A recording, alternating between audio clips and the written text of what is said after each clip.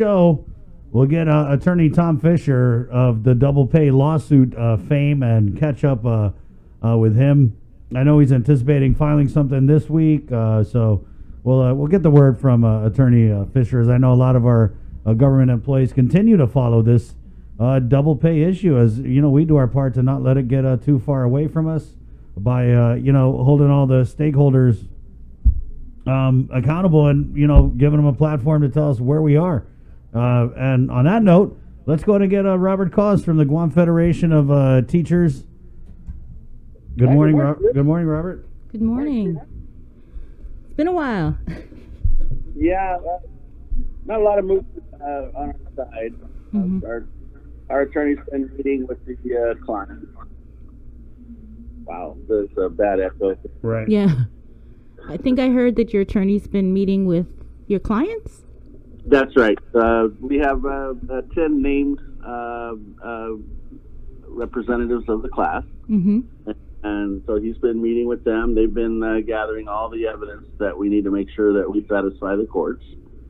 I think that's something that, was surfaced in the last time this appeared before the court, right? Right. So, trying to get all that together. And I understand there's no rush to file, and that it's more important that we do it right than that we do it quickly. So that's kind of the message that I was given. And so that's where we're at. Mm-hmm. I know that when we talked last, you were mentioning that your lawsuit, the pending lawsuit, is pretty much all encompassing. It's not just for double pay, but it's inclusive of, has overtime pay. Have any of the 10 that's going to be the names that are on this lawsuit, have they been paid overtime? Have you heard anything? Well, I again, it's the attorney that's been meeting with the client. Okay. Yeah. But when we initiated this, there was a questionnaire that the applicants filled out who wanted to participate in the lawsuit. Have you been paid your night differential? Have you received your overtime? Did you receive your differential pay or your hazard pay? So we asked those questions. Lots of people indicated they were not being paid. I spoke with DOC. They told me 7 pay periods behind again. That's just completely unacceptable. It just keeps happening over and over and over. So, that's what we told the attorney. Said, let's go after it all. Enough is enough, and let's get these guys properly paid in accordance with the law. Mm-hmm. Hey, what'd you think about this Department of Labor hiring that I know we talked about it yesterday? They're obviously trying to get that unemployment out. They just keep hitting all these bumps in the road. I mean, bombs, potholes, sinkholes, delays. And so I thought it was very ironic that we're standing up this program for the unemployed by employing a bunch of, I guess, political hires is what it looked like to me. Well, I hear a lot of people in Guam saying, "Oh my God, the wages are so high. That's corruption." I would pose to the people of Guam that perhaps the people of Guam are being paid at 50% of the national average, and based on that information, the wages that the Department of Labor is paying for those positions may be at the national average. And that we're just so used to being poor out here that we see living wages. Oh, come on, Robert. That's so much that's money. a little bit of a stretch there. I mean, what do you make of these jobs? They weren't announced. They were handpicked. I mean, I know you've been around here for a while, and you know how that goes. So I guess what would you say about that? Well, Guam has a merit system in place. We hire employees based on their skills, qualifications, character, through a competitive process. That's how public employees are acquired. And these are part-time positions. So, I guess this may be a pork barrel. Very, very real possibility of that. But being part-time employment, that may be allowable. Does it need to go out or be announced if it's a federally funded position, from what you're understanding? It depends on the grant. I have seen federal grants that require we follow our local merit system for filling those positions. And similarly with respect to individuals must be qualified. So I have seen language like that in the grant. I haven't seen this grant, nor am I aware that they're required to do that. I think it's interesting. These guys use federal funding as like a distraction in terms of, oh, it's federal funding. Never mind. Why do you care? I just feel it's inconsiderate and hurtful when you have 38,000 people that are anticipated to file for PUA looking for a job or have been impacted in one way or another from the COVID crisis, and there's these opportunities to be hired, even if it is a part-time or an 18-month term, and they're not given that opportunity to at least try to apply. And this could have been a total slam dunk, Robert. This could have been something where, they love to do these high-end, well-produced TV commercials. I mean, imagine if they had put the call out and there was, a human resources manager or any other type of person who had lost their job and was then called in, applied, hired to help administer this program or to help run this program for people who have lost their jobs. It would have been so much better than what we're seeing now, where you have Dave Della Sola offering this harebrained reasoning that, people did apply, but we used applications from way back in last year, January. Yeah, that was just nuts. I mean, and then Lieutenant Governor Josh had basically confirmed, I guess there's a filing cabinet full of your applications. I don't know if it's at Adelup or Government House. From the transition, just so people know. Chris, don't you have a file? Don't you have an application in that file? They never called me yet. They never called you? I might have put the wrong phone number. I put Bree's phone number. He's in the Jim Moylan file. They're like, Chris, get out of here. So, I'm aware that, pork barrel has always played a role on Guam, and initially it was hard for me to swallow.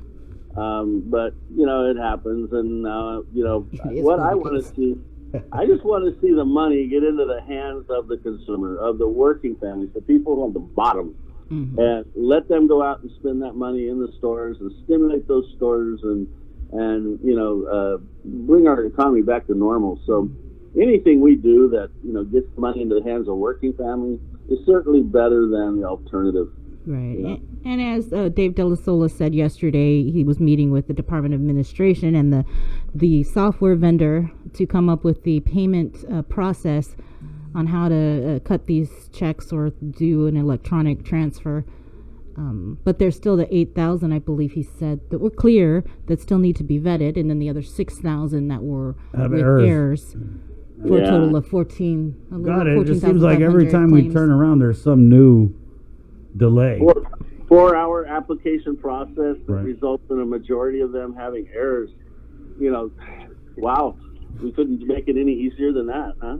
I mean, are you guys He said it was a Goliath task, though. Right, it's standing it up in 2 months. He asked for people's patience, and well, we've been begging for unemployment insurance for the longest time. Right. And, I guess all of a sudden, it gets dumped on Dave. Do it quick. Do it now.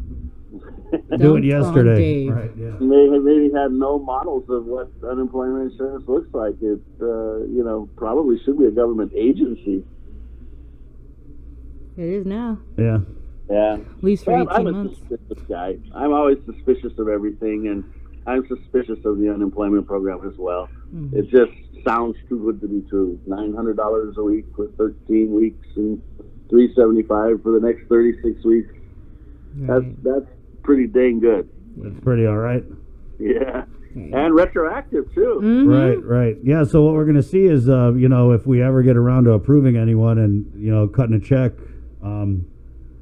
as soon as they get Bill Gates to run up the software program or whatever it is. The 21 days, though, it starts from the time you filed the claim. So from there, even if there's an error, they have 21 days to get it to you. At least that's what Dave said yesterday. And so that clock is already ticking, I guess, on these apps that have been processed. Or what? What happens? I know, or Yeah, what, or right? what? I mean, or you'd keep on waiting. If we don't meet the 21 days, guess what? Nothing. You just keep waiting. Yeah, I mean, we're making light of it, but really, it's just, I mean, it's been months. People have been out of work for months. People have had their hours cut for months. And I get it. I get that Dave had to create this whole program out of thin air. You know what I mean?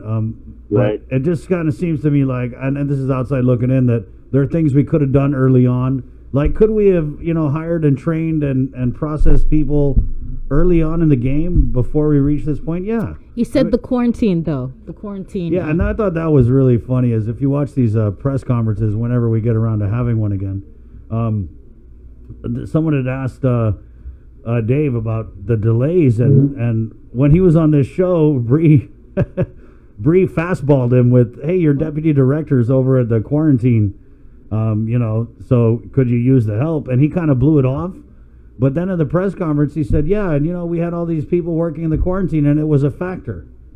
He said at that press conference that having his deputy detailed to be a quarantine savior / shepherd did affect the rollout and the timeliness of this program. So it is what it is, Robert. Yeah, I suppose. I would just point out that all of these conditions were in place, all over America. And other places did roll out their program quickly and smoothly, no hassles. I know in some places people don't want to come back to work, that employers are having a hard time getting their stores open because their employees don't want to come back to work. And they don't want to come back to work because they make more money on the unemployment than they did when they went to work. So, there's that aspect of it too. Right. Well, let's get back to double pay. yeah, I think that's what we were talking about. Can I just ask Robert, real quick, Robert, are you guys offering any assistance to any, I don't know if they would be members or just people in general with this application process? Because you said yourself it's a 4-hour thing, and that's an interesting idea. It had not crossed my mind prior to this phone call, so we may be able to do that. We don't have a lot of computers, but we may have a spare one or two. Right. That we could do something like that. But very small staff, though. Right. On the double pay, one thing I just want to point out is Attorney Canto in the courts, he stated that the government had the option of either paying the double pay or granting the leave under the law, and that it was discretionary in that regard. Well, that to me is an admission. The government realizes it has to pay this. Right. So it's not a good faith effort to do the right thing by the governor at this point as they continue to fight this in the courts. What they're saying is, our lawyer is better than you, and we'll find some procedural error, some way to prevent you from prevailing in the court. And they're not fighting to do the right thing at this point. They're just hoping that they can be prevented, or that they can prevent anybody from being able to force them to do what the law says. And that's really, really a bad place for the governor or any elected official to be right now. Oh, yeah. Because they're knowingly fighting to do the wrong thing. Yeah, it's crazy. And is that what the conversation is from your members? They see that, right? Well, I hope they hear it now. Yeah. Because, I read it right in the court decision where Canto stated in writing, we could either pay it or give them leave. Those are our two options that we have. He didn't say we have the option not to pay. Right. But that's what they're fighting for, the option of not to pay.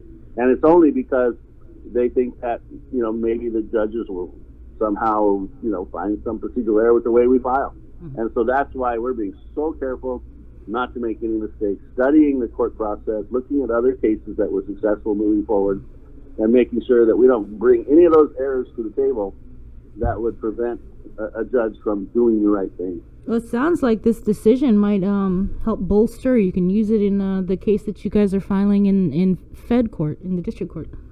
Oh, absolutely. We pay very close attention to what Attorney Fisher is doing. Of course, we wish him well, but at the same time, we don't want to make the same mistakes. So, we pay attention to that. We've also looked at other cases. The union brought a case on the 43-hour work week in the past. That case was successful. It's a wage case dealing with overtime, so very similar. And looking very carefully at how that case was brought and what guidance the courts gave us there. and to try and follow that in this case as well. So, yeah, a lot of research involved, and the courts are not easy to navigate, and so we want to try and anticipate every possible curveball that Chris or the courts might throw at us. Right. Robert, let's talk about returning to the new normal and arranging for you to get on the show. You're representing a couple of members in some ongoing actions. I mean, I don't know if you want to get into the specifics. I would love if you did. But how has it been for the union now that we're kind of reopened? Are you guys seeing more cases from your members where you need to defend terminations or adverse actions or that type of thing? Right. Yeah, I would love to discuss those with you right now. I have one that's very unsettling. Another adverse action that's in progress, and it's at a point where I really shouldn't talk at all about it. And hope that that agency head will do the right thing. But if she says hit the Civil Service Commission, you're going to hear from me because it's ludicrous. We talked about the merit system and the hiring. Well, it also involves the firing. And firing should be for cause. Mm-hmm. And, something as simple as putting your feet up on a stool is not grounds to fire somebody, and that's the kind of thing we're seeing. And I don't really believe that that's consistent with the merit system. And, anybody who's a director who does that sort of thing is really abusing their power and authority. Wait a minute, Robert. Was that filed? Let me get this straight. So there was a government of Guam employee who was a member of your union who was terminated for putting their feet up on a bench? Threatened to be terminated. It's in process. We'll see how it goes. And then what was the reasoning from management? That's disrespectful. It's what? It's disrespectful. Wow. Yeah. So we could have a communications director out there with a sex tape, and that's not disrespectful, but a government employee puts a foot up on a bench, and all of a sudden it's the worst thing in the world. Yeah, I don't know. He didn't vote right. Yeah. Wow. Yeah, that's crazy. I don't even know how he voted, quite frankly. Is that kind of the case that sticks out the most? Are you guys defending a lot of different actions? Well, it more so that it's a pattern. We're seeing more than one instance where petty little things like that are being used as grounds for discipline. We've got other cases where employees were terminated for an argument they had away from work. A guy got his car painted and had an argument with the guy who painted his car and ended up getting fired over it. So I'm still on the putting your foot up on the bench. Can you tell us the agency so we can give them a hard time? Not right now because it's not. So the person was terminated or just reprimanded or what?